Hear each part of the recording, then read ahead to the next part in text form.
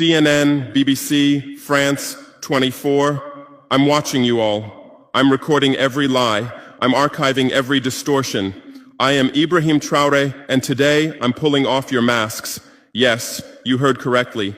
I, whom you call a young military junta leader, whom you brand as a dangerous radical, whom you serve up as an anti-Western dictator, am now telling you the truth. And this time you cannot turn off your microphones. This time you cannot turn away your cameras. This time your editors cannot cut this speech. Because the world you monopolize no longer exists. Because millions will hear these words now, without passing through your filters, without being subjected to your distortions, without being muddied by your lies. I am 34 years old. Every day of my life, I grew up with your lies. As a child, I would watch Africa on television. Always the same images. Children with flies, dry lands, weapons, death. This is Africa, they told us. This is what Africa is. And we believed it. We were ashamed of ourselves. We were ashamed of our own lands, of our own people. But then I grew up. I read, I researched, I questioned, and I understood that the Africa you showed us wasn't real. The story you told us was a lie. The fate you imposed on us was a script you had written. For years, how have you portrayed Africa? How have you shown it? How have you sold it to your viewers? As if we were creatures who had no share of humanity. As if we were savages left outside of civilization. As if we were wretches waiting for you to save us. Every day, every hour, every minute, the same story plays on your screens. Hunger, war, disease, corruption, terror, chaos. These are the words that come to mind when Africa is mentioned.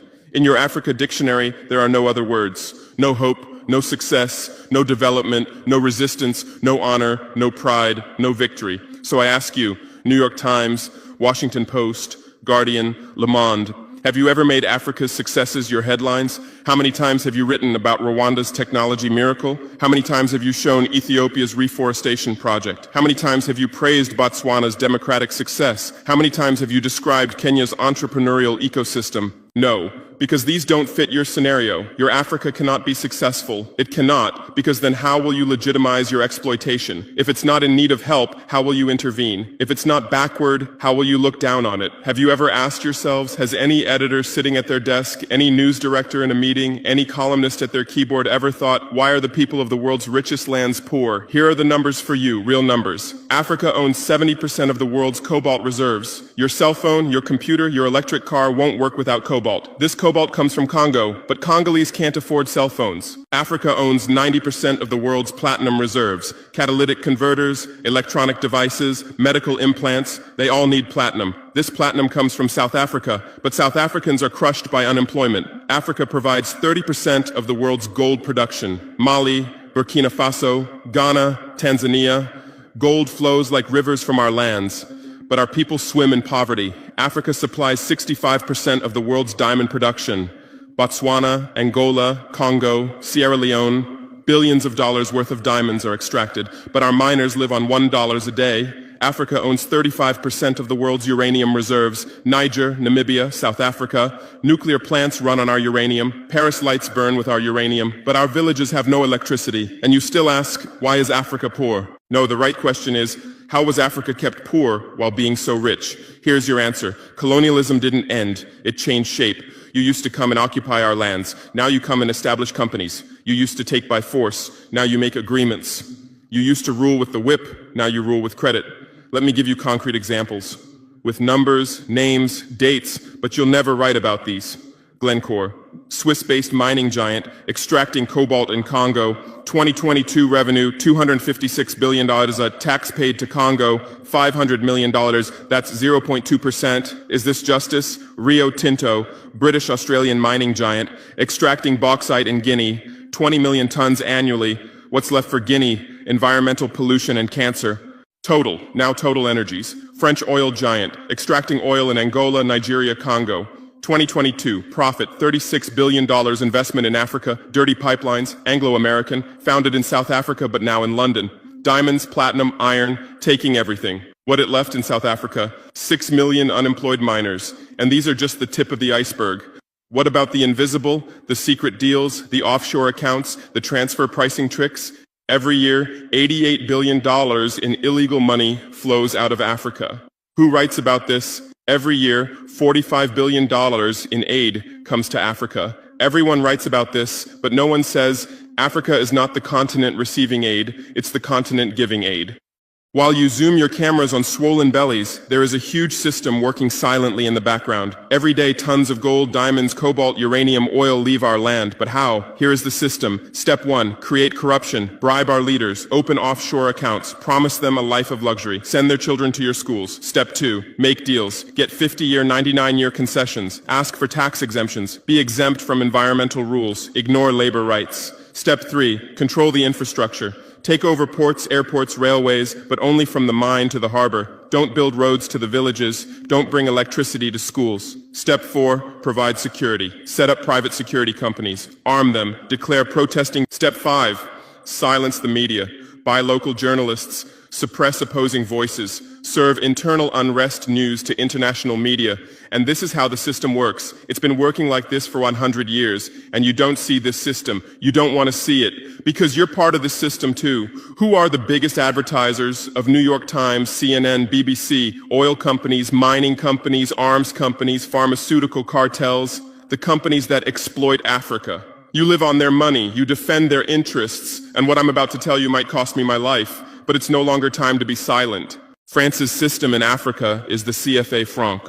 14 African countries still use French colonial currency. 50% of these countries' central bank reserves sit in the French treasury. France applies negative interest to this money, so we pay France to use our own money.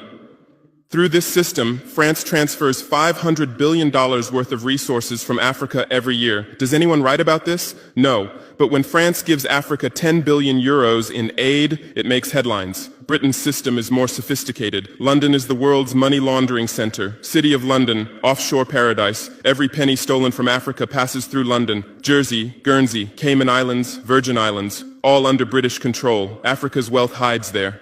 America's system is AFRICOM. Africa Command, 46 military bases on the continent. Official purpose, security. Real purpose, resource control. Drones in our airspace every day, listening devices everywhere.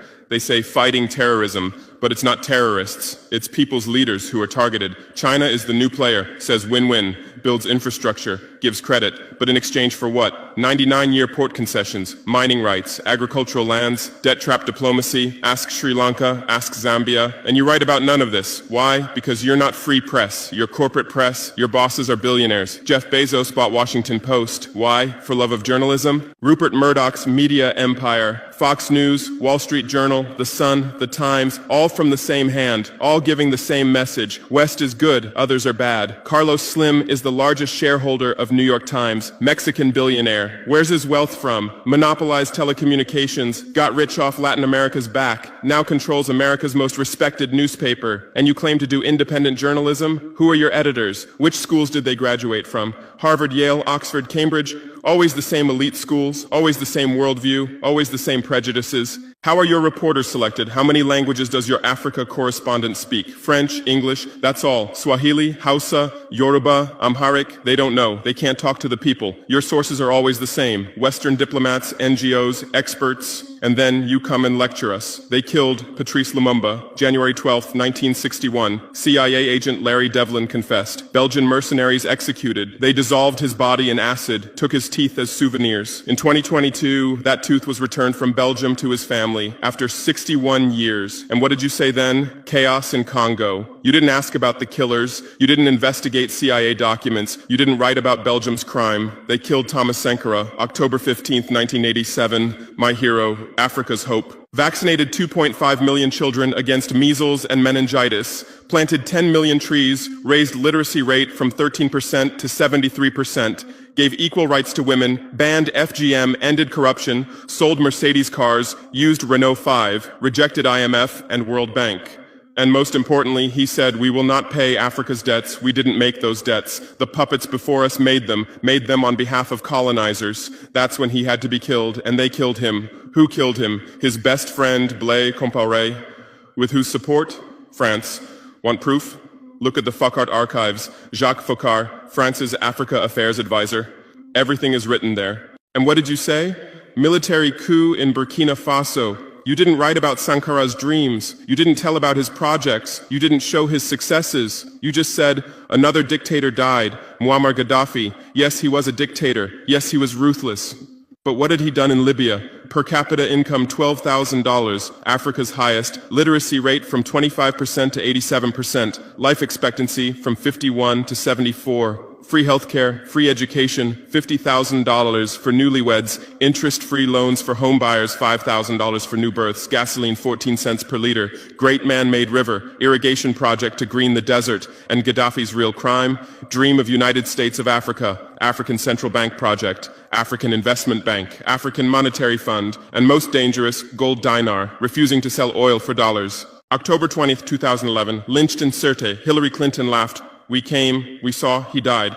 Now look at Libya. 3 different governments, endless civil war, ISIS, Al-Qaeda running wild slave markets exist. Even CNN showed in 2017, oil being looted, weapons depots emptied, spread across Sahel. Do you call this democracy? Do you call this freedom? Do you call this success? And whose turn is it now? The Sahel, Mali, Niger, Burkina Faso. You want to make us Libya too. You want to make us Syria. You want to make us Iraq. But not this time, because we've awakened, because we've learned, because we've united. Operation Barkhane, France's Sahel Adventure, 2013-2022. Official purpose, fighting terrorism. Real purpose, resource control, 5 through 100 French soldiers. €1 billion annual budget. What's the result? 2013, 500 terrorists in Mali. 2022, 5,000 plus terrorists in Sahel, tenfold increase. What kind of success is this? But what were French soldiers doing? Protecting Niger's uranium mines for Areva, Orano, securing oil pipelines for Total, controlling ports and railways for Bolloré, and fighting terrorism? No, the opposite.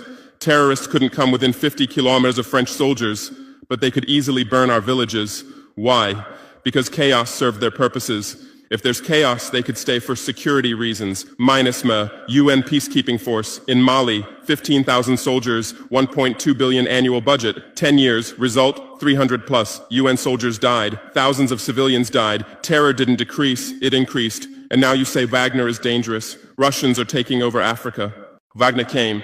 1,000 soldiers. What happened in 6 months? Terrorists fled. Villages are safe. Mines are working. People are at peace. What's the difference? Wagner is an ally we invited. France is an occupier who came by force. Wagner follows the agreement. France blackmails. Wagner brings results. France produces excuses. But you don't write the truth. You say Russian mercenaries. Well, what is French Légion étrangère? Aren't they mercenaries? What is American Blackwater Academy? What is British G4S? What is Israeli Black Cube? They are security companies. Wagner is a threat. Why? Because Wagner isn't yours. And the terrorism issue? Who created this terror? Who founded Al-Qaeda? 1980s, Afghanistan, CIA, Pakistan ISI, Saudi money, against Soviets. Bin Laden was CIA's man. You called them freedom fighters. Who supported Taliban? Again, you. Heroic mujahideen against Soviet occupation. You gave weapons, gave money, gave training, then you lost control. How was ISIS born? 2003, Iraq invasion. You toppled Saddam. You disbanded the army. You banned Ba'ath Party. You tortured in Abu Ghraib, and those people became ISIS. Then Syria. You said Assad must go. You said moderate rebels. You gave weapons. Those weapons went to ISIS, went to al-Nusra. You destroyed Libya. Who looted Gaddafi's weapon depots? Where did those weapons go? To Mali, to Niger, to Burkina Faso, to Nigeria, to Chad? Who strengthened Boko Haram? In 2009, Nigerian police killed their leader Mohammed Yusuf. Extrajudicial execution. What did you say? Nothing. Where were your human rights organizations? Silent. Then revenge started. Boko Haram radicalized. But where did they find weapons? From Libya that you destroyed. And now you come to lecture us about fighting terrorism. You're helping us clean up the monsters you created? No, we've seen the game now. Terror is your Trojan horse. You come with the excuse of terror, you stay, you exploit. But it's over now. We'll provide our own security, we'll fight with our own methods, and we'll win. Because we are the children of this land. We know this land, we know these people. We can distinguish terrorist from villager. We don't fight from drones, from satellites, from 10,000 kilometers away like you. And we're winning. In Mali, in Niger, in Burkina Faso, terror is ending. Villages are safe. People are hopeful. Because now our own army, our own police are fighting, not for foreigners, but for the people. But you can't digest this. You say democratic backsliding. You say human rights violations. Which democracy? Which human rights? How many people are detained without trial in Guantanamo? What happened in Abu Ghraib? Who did you kill in Bagram? Who did you torture in CIA's black sites? Why is Julian Assange in prison for exposing your war crimes? Why did Chelsea Manning spend years in prison for leaking the truth? Why is Edward Snowden a fugitive for revealing you spy on everyone? And you lecture us about human rights. How many civilians died in your drone strikes? You say collateral damage and move on. How many weddings did you strike in Pakistan, Yemen, Somalia? How many schools did you bomb? How many hospitals did you burn? And you teach us the laws of war? Look, I come from war. I know the front. I've seen death.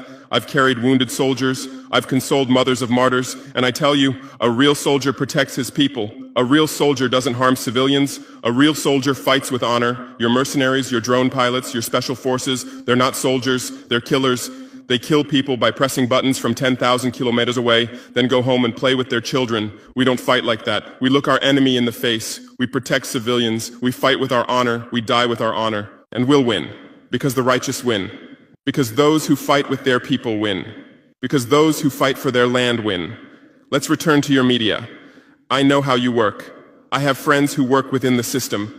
There are journalists with conscience, but they stay silent. Why? Because the system silences them. Those who write the truth get fired. Investigative journalists are laid off due to budget cuts. Dissenting columnists are shown the door because reader interest has declined.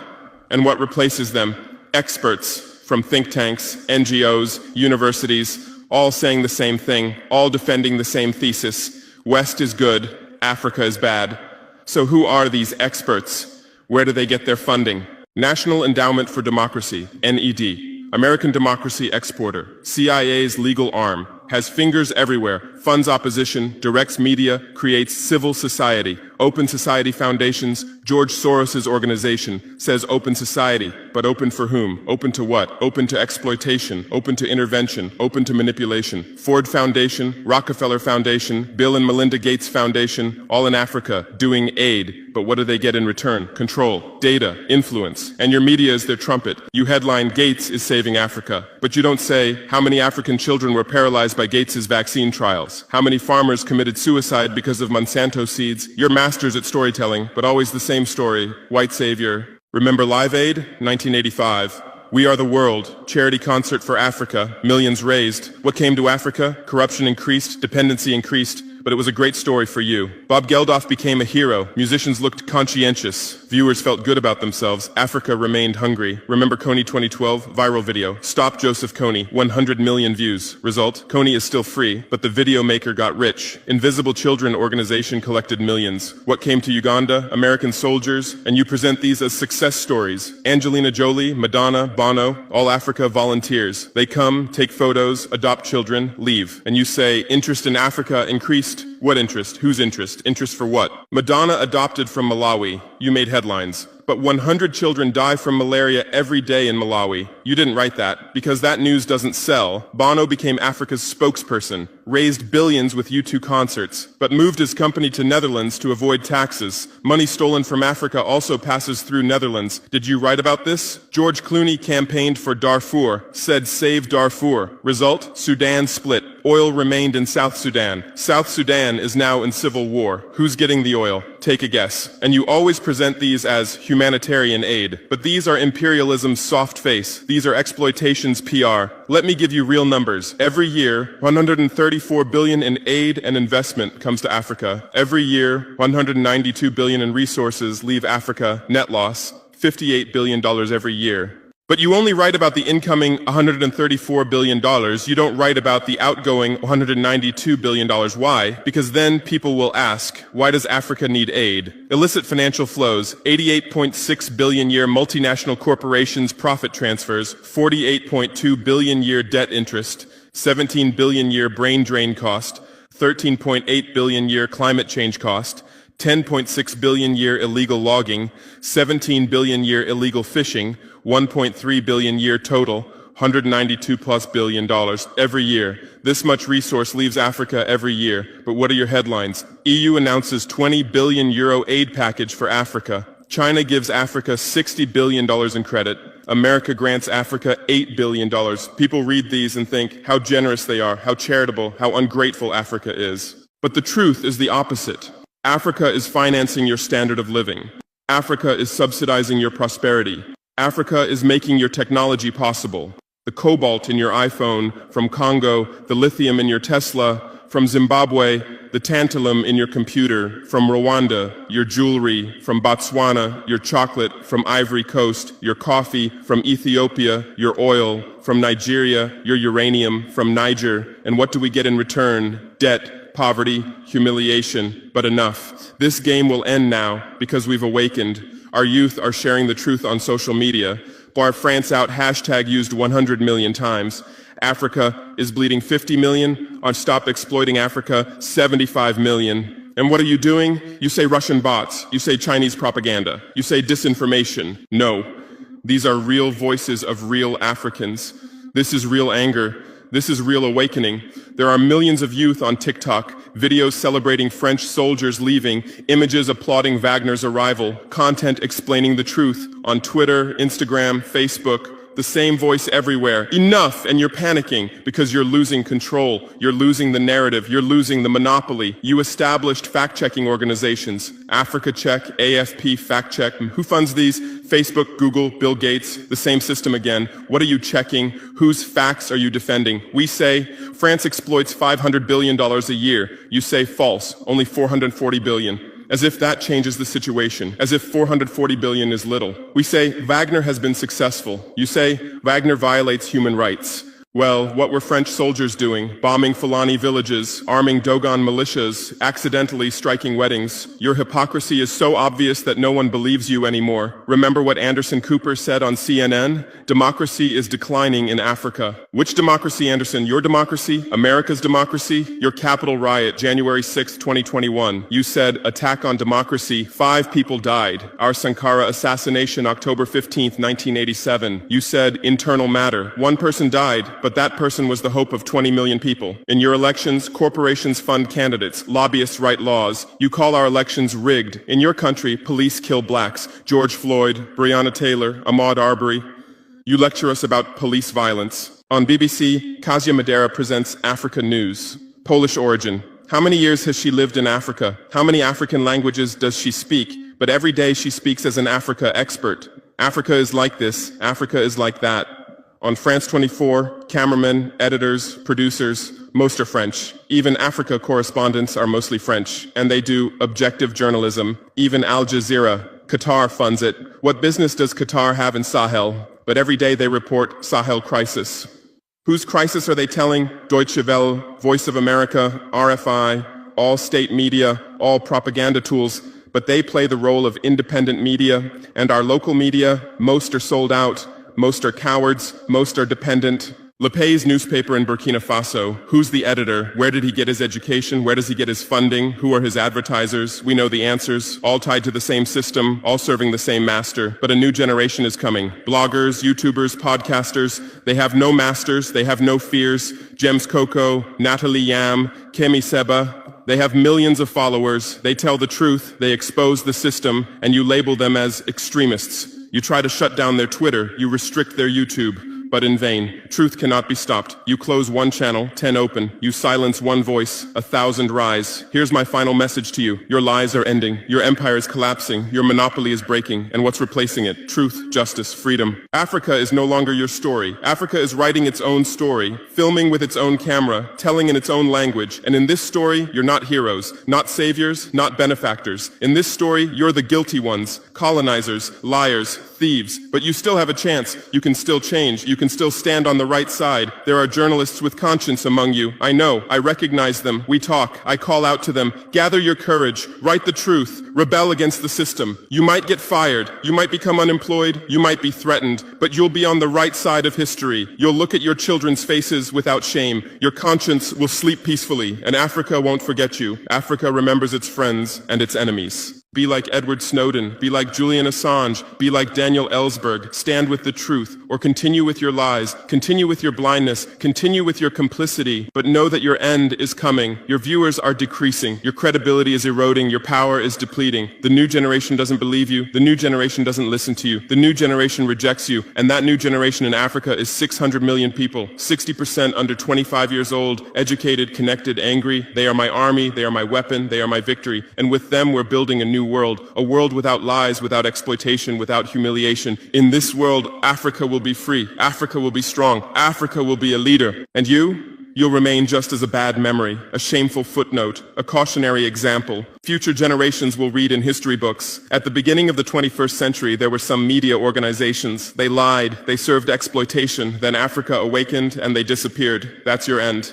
Inevitable, unchangeable, certain. I am Ibrahim Traoré, not Burkina Faso's leader, but its servant, not Africa's dictator, but its child, and not your nightmare, but your mirror. Look well at this mirror. See yourself, see your lies, your hypocrisy, your crimes, and prepare, because Judgment Day is coming. Africa is awakening. The world is changing. Justice is manifesting. And you'll just watch. You won't be able to do anything else. Because history is on the side of the people. Truth is on the side of the oppressed. God is on the side of those who persevere.